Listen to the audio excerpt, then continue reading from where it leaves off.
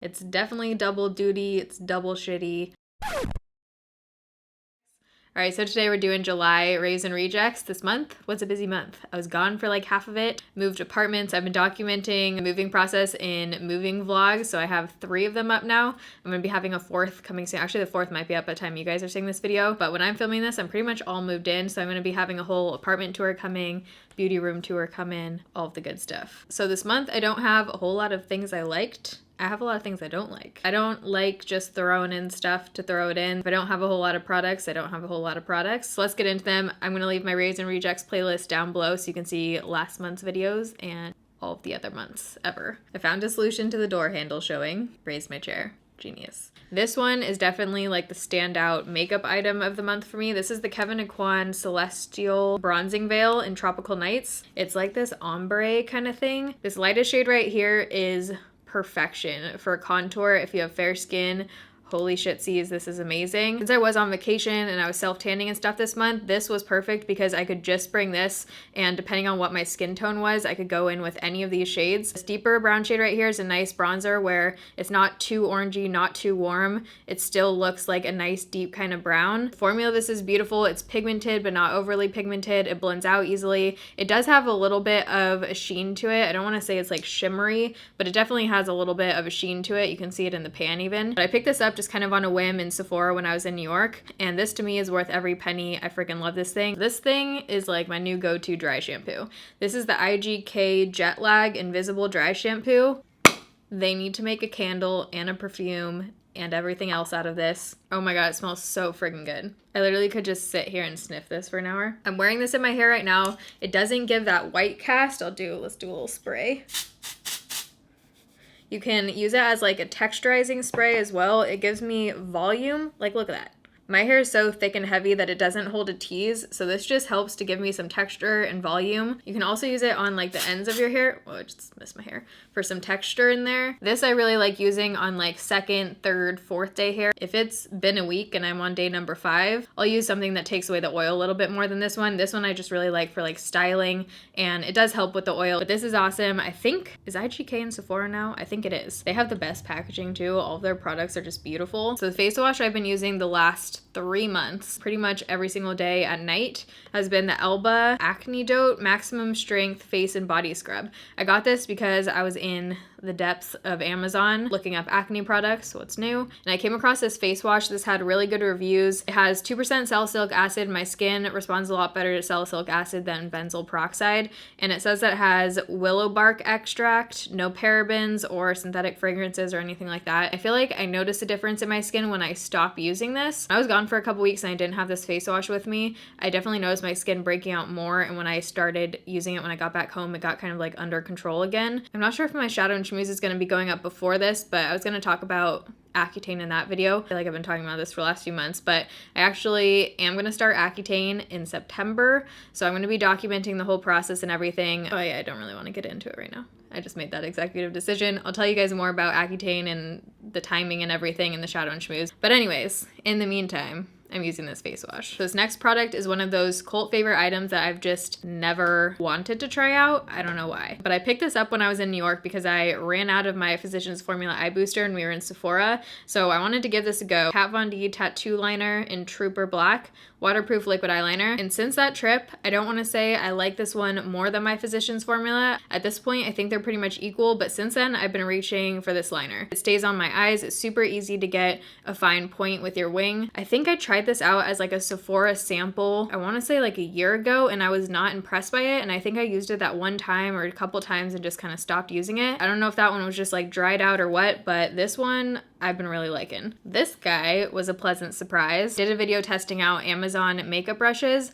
and since that video, I've been reaching for this brush for blush. It's the perfect shape, it's super soft, it just blends it out easily, and I can get it right where I want it. This is the Emax Design brush. It comes in a brush set. Spoiler alert, overall I like the wood brush set better than the other one I compared it to. As far as I know, you can't buy this brush individually, but there are a few other really nice brushes in that set, kabuki brushes, powder brushes, and it's super affordable. But I've just been still using this one for blush. blush, and I really like it. This powder kind of pleasantly surprised me. Since I have been so many different skin tones this month with tanning, I used this powder and brought this with me on my trips because I have a bunch of different shades of these. So it was just kind of convenient, but I ended up actually really enjoying this powder. Now I've been just reaching for it to reach for it, not because it's convenient. Wow. That just sold it. But this is the new Maybelline Fit Me Loose Finishing Powder. The thing I like about this is that it has some pigment to it. It gives you a little bit of color, it gives you a little bit of coverage. You guys know I have a weird thing with loose powders. A lot of the times, even if they have pigment to them, they'll take away the coverage of my foundation. And that doesn't happen at all with this. My favorite way to apply this is actually with my dry Morphe sponge. I just use the bottom of it. I have this on my face right now in the shade 5. And I just dip the bottom of the sponge in here and then like cover my face in it basically. It sits beautifully on the skin. It's matte, but it gives you that kind of soft focus matte kind of finish. This powder to me is really hard to look cakey. Last rave for the month is another hair product. This is the Shea Moisture Argan Oil and Almond Milk Smooth and Tame Blowout Cream. This smells so amazing. It's literally heavenly. It's like sweet and almost smells like vanilla a little bit, but then there's some almond in there. It has marshmallow root extract in it. It says it's pretty much for all hair types. It's cruelty-free, color safe, no sulfates, parabens, mineral oil. I put this all over my hair when it's damp when I get out of the shower, and I feel like it really helps to kind of tame some of like the flyaways and just keep my hair feeling soft and smooth. These are all extensions, but I notice my real hair when I use this feels much more soft than when I don't. And the dead hair now after attempting to go silver is actually only right here. Like the next time I get my hair cut, it'll be totally off. My real hair is a lot healthier now. It's pretty much all grown out. It doesn't look that healthy right now because I'm on like day 5 hair. If you have super dry, damaged hair, Shea Moisture has some really great products. I really like their hair mask as well. You can get this at Ulta. It's super affordable. All right, folks, it is reject time. I have a whole bin here filled with rejects. So in a recent video, I kind of touched on my thoughts on this, and there was kind of like a mixed response. It seems like half of you guys really enjoy this product and half of you guys really don't enjoy this product, and it's interesting because let me tell you what it is first. This is the L'Oreal Voluminous Lash Paradise waterproof mascara. So basically this got a lot of hype for being a Too Faced Better Than Sex dupe, and I will say the packaging is extremely similar. I see how they were going for a dupe kind of effect. The wand looks similar. To me, this is nothing like the Too Faced Better Than Sex mascara. I don't get nearly the same kind of volume that I get with that mascara, and this is much more of a drier formula. It's interesting because it seemed like the people that liked this mascara are the ones who don't like Too Faced Better Than Sex, which makes sense because they're totally different. I totally see that because this one is less clumpy, doesn't give you the same kind of volume, it's a different formula, so it makes sense why if you like one you wouldn't like the other, but to me that's not a dupe at all. It's literally just the same packaging. This one didn't work out for me. More power to you if it worked out for you. Mascara is one of those things that it's just so hard a lot of times to recommend a mascara because people just seem to have totally different views on mascaras. The past month I've been picking up some random brushes just to try out different brands and see if I like any of them. So I picked up 2 different Kat Von D brushes. This one is a reject for me. This is number 25. I guess I just had higher expectations for this because the reviews on Sephora were saying this is like a multi-purpose brush that you can use for everything. You can use it for your under eye setting powder, contour, bronzer, blush. And when I got this in the mail, I literally went back and read the reviews to make sure we were talking about the same brush here. I still did try it out for all of those things. Pretty much anything I could try it out for I did besides liquid foundation. I don't get it. Like, to me, could just be my face shape, but for me, this brush is just a little bit too small and firm to do any of those things. I couldn't find one use for this that I actually enjoyed it with. This is my first Kat Von D brush purchase ever. I don't have any of her other brushes. I like the brush handle. I think it's really pretty. It is soft. The bristles feel nice. It feels like good quality, but I was just kind of totally underwhelmed with this thing, and now I don't know what to do with it. L'Oreal Micellar Cleansing Water. Don't like this at all. This is like pure oil.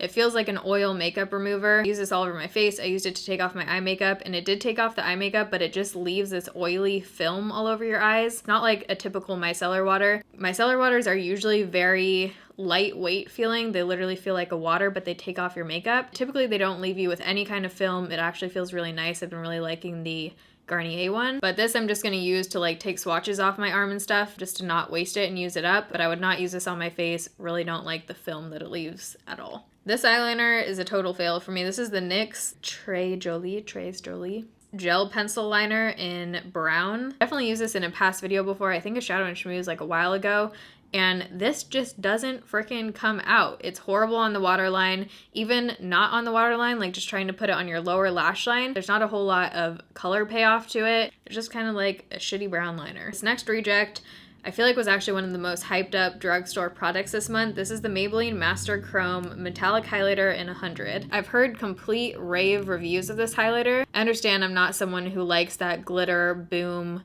eyeshadow look kind of highlighter, which is probably why I don't like this, but I have texture on my face, and this is one of those highlighters for me that just emphasizes it times 1,000. Looks pretty shitty. I didn't get that intense metallic effect either. You guys saw me try this out in Shadow and Schmooze. I've tried it since then. I'm not wowed by it at all. I think it looks like kind of just a shitty eyeshadow. It feels like it's gonna be really nice when you swatch it, like it's super soft and buttery feeling, but when it's actually on the skin, I don't know, it just looks like a really mediocre eyeshadow to me. This is the CoverGirl Total Tease Mascara. You guys also saw me try this out in the drugstore first impressions video, and this one is just like one of those products where I feel like brands try to be really original, which is great, and sometimes it works out in their favor, but this one is just like, what is happening? So as you can see, this has the weird little tip right here where you can use it to like separate your lashes apparently, or get the lower lash line.